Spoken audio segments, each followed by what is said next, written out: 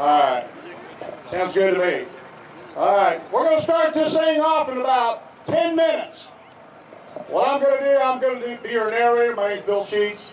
I coordinate the event along with my wife and Rolling Thunder. So what you're going to see today is a skirmish. It's not a big battle. There's not air cover. There's not, a lot of the battles in World War II were not big battles like they are in Hollywood, like John Wayne and all these guys, The Longest Day and all that. There were a lot of small skirmishes like this. What you're going to see over in the corner are the Axis. Over here, we have the Allies.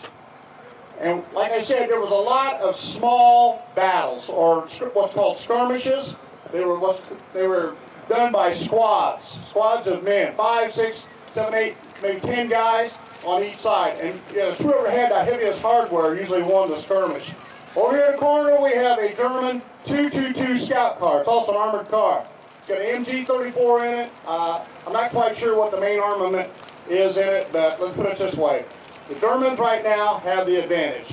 What we're kind of going to try to stage here is a small skirmish after the guys have landed at Normandy. Once they get the breakout, what you see over here is basically a small version of what's called the hedgerow country. Anybody that's been in northern France or been in Normandy, you would see these. In Normandy, these things were about 20 feet high, and they were thorns, and you couldn't stick your hands through it. So the night before, a lot of the paratroopers would drop in, and they would be back in these hedgerows. Well, when they had the breakout, the Germans were waiting on our troops. There was a lot of what they call Panzerschracks, Panzerfaust. They were anti-tank guns, or anti-tank, like our bazooka. And they would be waiting on our tanks to come by, and they would knock them out. So after Normandy, they had what's called the breakout. They had one operation called Operation Cobra. And it was the breakout from Omaha, Utah Beach. There were 5 beaches in Normandy. There was 2 American, 1 Canadian, and 2 British. And there was a bridge that they had to take. It was called the Pegasus Bridge. So we're going to kind of give you a little bit of a skirmish here. Let me see what time it is. We got 5 minutes. So, like I said, the Allies over here, they're on patrol. What we have here in front of us, we have a couple of guys with pickets. Now, the weapons some of these guys are using are authentic World War II weapons. On the German side, we have K98 bolt action. Also, this one gentleman right here in front of me has what's called an MP40, or the Schmeiser, or as a lot of GIs call it, the Burt gun. Over here on the GI side, you're going to see what Patton said was the best weapon of World War II, the M1 Garand. That's a standard weapon for the GI. It was an 8-shot, clip-fed, gas-operated, semi-automatic rifle, 30-06. There one gentleman was carrying a 1928 Thompson submachine gun. Those were run about 950 rounds per minute, 45 ACP. You may even see a couple of M1 carbines, which the GIs called the baby. Those were 30 caliber. Those were used back. A lot of the rear echelon would carry those. We still got about 5 minutes yet, and we'll start. But I want to give you a little background on what's going on, because these guys just don't come out here to play cowboys and Indians. They're out here representing both sides of the veterans of World War II. Not everybody in Germany was a Nazi. That's what everybody thinks. No, not everybody was a Nazi in Germany. Just like there's Democrats and Republicans. Not everybody's a Democrat and Republican in the United States. So, anyway, these guys, somebody's got to play the bad guys. A lot of these guys out here are ex-veterans. So, what it is about the German side is the mystique of the uniform and it's the mystique of the weapons. On the GI side over here, we do have some other guys that are veterans too. Actually, we have a World War II veteran that is playing with us today. He is 90 years old. So he's out there. His name's Rich Pylon. He was with he went in 1944. He actually was with the Berlin airdrop after the war too. So you'll see him out here. So he's pretty spry for 90 years old. Good guy. But the other thing I want to verify too, that we're not here glorifying war. We're out here to honor the veterans of World War II and all veterans of all wars. So we're not glorifying war. This is educational. This is what this is about, education. That there were 2 sides to every story. Somebody has to play the bad guys. Somebody has to play the good guys. So there you go. Also on the GI side, you're going to see one of our men. He's going to be handling what's called an M1A1 bazooka. That was an anti-tank device that they used that would knock this this 222 scout car out. Like I said, this is going to be a skirmish. And so, like I said, and here's another thing about World War II and about World War II history. The GIs didn't win every battle, like in Hollywood. Hollywood butchers history. I don't like Hollywood movies. The thing is, what we try to do here is do living history. We try to play it the way it was really played. Somebody's got to win, somebody's got to lose. Sometimes the skirmishes and the battles were a draw. Does anybody know when the United States entered the war? December 7th, 1941, Japanese bombed Pearl Harbor. After Pearl Harbor was bombed, Adolf Hitler made the biggest mistake in history. He declared war on the United States, December 11th, 1941. That was his biggest mistake during World War II. Because then it put him on where he had to fight a two-front war. One with the Russians, one with the Allies. Great Britain, France, United States, Canada. So it put him in a very precarious situation. Okay, we're going to start right now. The GIs are on a patrol. Usually a squad was either anywhere from 12 to 15 men in a squad. Sometimes they had some squads that were called heavy weapons platoons or heavy weapons squad. They would have a 30 caliber machine gun, or they would have a bazooka with them, or a couple of mortars. Also, what we have with the GIs, we have a French partisan. There was a lot of the French people who were underground were helping the GIs out. As you can see, they're coming out. There's one medic with them. They always had a combat medic on the field with them at one time. Your squad leader would be a sergeant. He'd be a platoon sergeant or a staff, or not a staff sergeant, but not a first sergeant, but a platoon sergeant. You see when we got a British paratrooper right here in his kilt. He's part of the contingent. You see the one guy has a bazooka. What these guys are getting ready to do in tactics, they're going to form a skirmish line. And what they're going to do, they're going to move forward. As you can see, also our Axis twins are laying in wait. And they're very well camouflaged. This is what they would do when they're out in the field. There you go.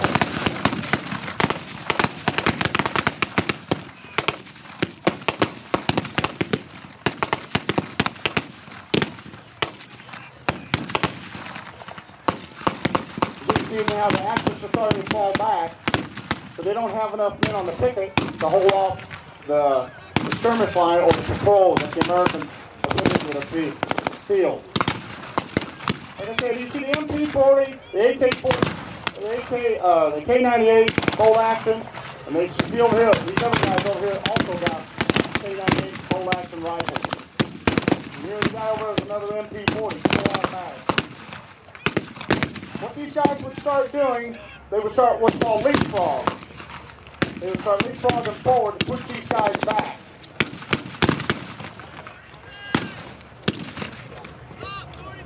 You see the squad leader, he's giving the orders to the guys to move forward. There would be one line and then another line.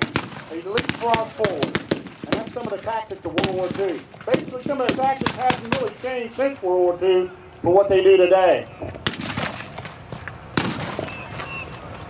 You can see the Axis is very well concealed over in it, like what we're using for a hedgerow.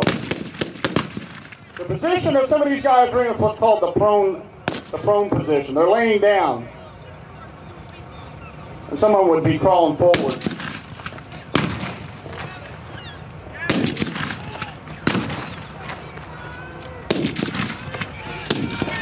Now, if the Germans, what they're doing, they're still falling back. It looks like what they may be trying to do is set a trap to the GIs.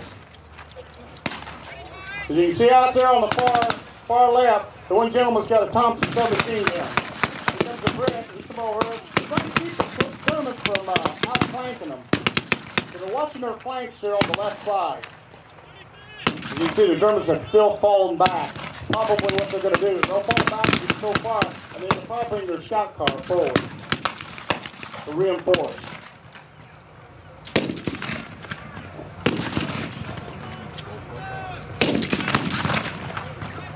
As you can see, the camouflage of the German uniforms, how well they blend in, you can't hardly see them. Now, the ones you can see really well are the guys that are laying out here in the grass. Back behind the tree line, you can just barely make out the Axis. As you can see now, the GIs are starting to move forward.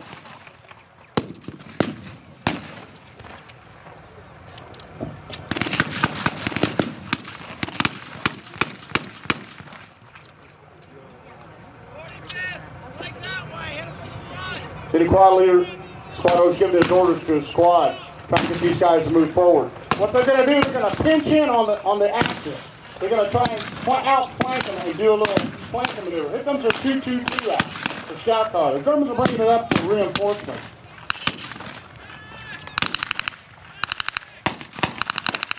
The one GI right here is calling for a medic. As you can see, the tall grass right here kind of hides the GIs pretty well. Here comes the 2-2-2 out. It's in support of their infantry. As you can see now, the Germans are starting to advance forward. They're getting behind their scout car here. So they have the edge.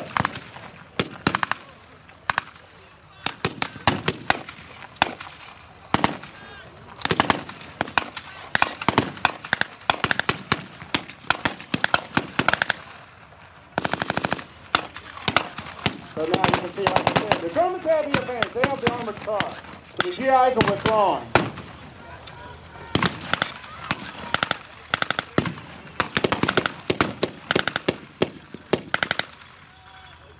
A lot of skirmishes went like this. They went back and forth. And what they would do is battle over something like this. It might be an open field. It may be a hedgerow. They battled back and forth over walls and buildings.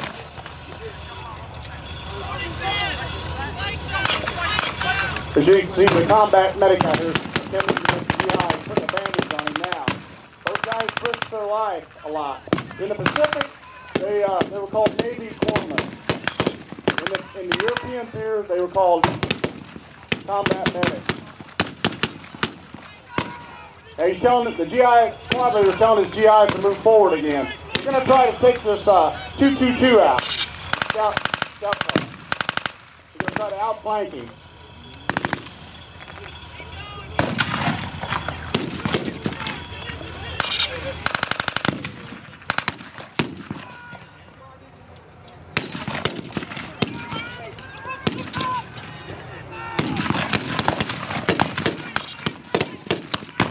One thing about the M1 Garand that hurt the M1 Garand was when they shot the clip, it would go ping, and then whenever that happened, the guy on the other side, the German, whether it be German or Japanese, knew that that GI or that Marine was out of ammunition.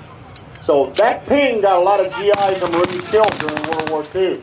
One of the tricks that the OGIs did, especially the guys with the Thompsons, they would take one of those clips and they would tie it to their suspenders, and they'd take it and they would hit it on their helmet and it'd go ping, and when the Japanese or the Germans would raise up and come charging them, the guy would open up the Thompson submachine gun and cut them down.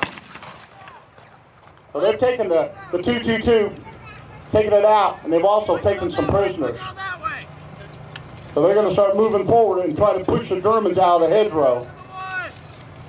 Plus they also got some cover behind that 2-2-2 scout car. As you can see, they're starting to come in and start to outflank them.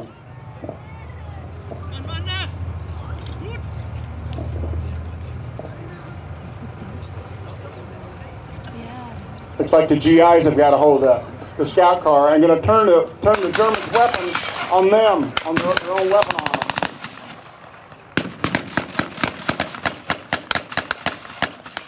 Looks like the Germans are taking heavy casualties now. The GIs have got the initiative. As you can see, they're starting what's called a sweeping motion. They're coming around and trying to outflank the Germans. They're going to be facing them face to face, but still try to outflank them.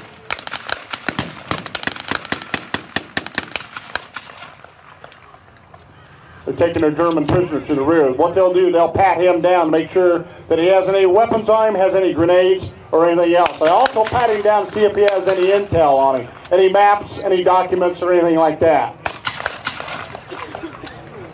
And after they would do that, they would send him back to headquarters for interrogation.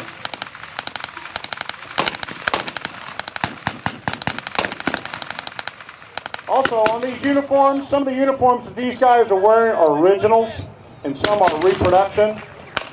A lot of the web gear, the canteens, the suspenders, the cartridge belts, the backpacks, a lot of that is reproduction, but a lot of it is original stuff too, that these guys have collected over the years.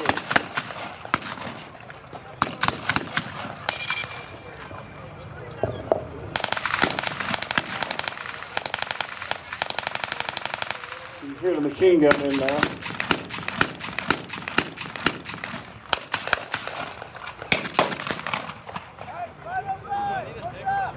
Squad leader is directing his man to move up. He's going to try to outflank the Germans on the left side now. He's going to try to get him almost in circle if he can. He's got his German prisoner and escorting him to the rear.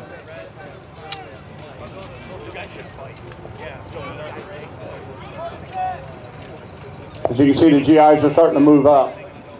They're closing in on them. They're going to try to do a pincer move on them. Try to come on the left side and go down the hedgerow company. Oh, it looks like the Germans decide they want to surrender. They're outgunned and outmanned.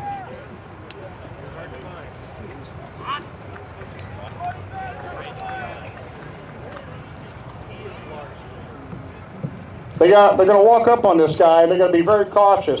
Because a lot of times there was some POW or some Germans or even Japanese would have explosives on them, and when our guys went up to take them prisoner, they would pull a pin and blow a few of our guys up. There was a lot of trickery during World War II that way on the other side. So you can see he's got his wounded comrade with him, and he's surrendering.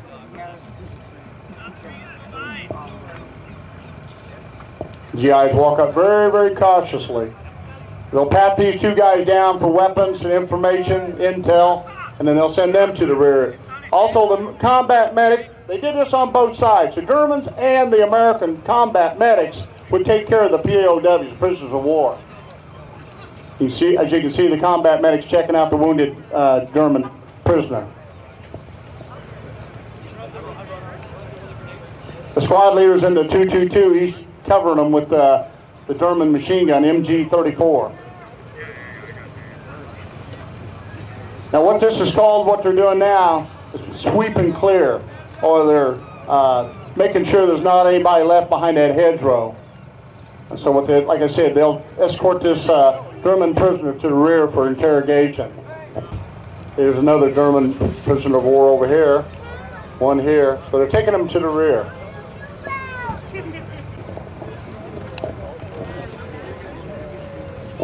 I think that's just about it for our skirmish. Give these guys a round of applause, folks. They worked really hard to research all their uniforms, all their weapons.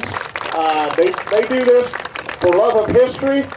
Like I said, they're not out here to glorify war, but they're out here for, we want to do this demonstration here to show you a little bit about squad tactics and to learn a little bit about World War II.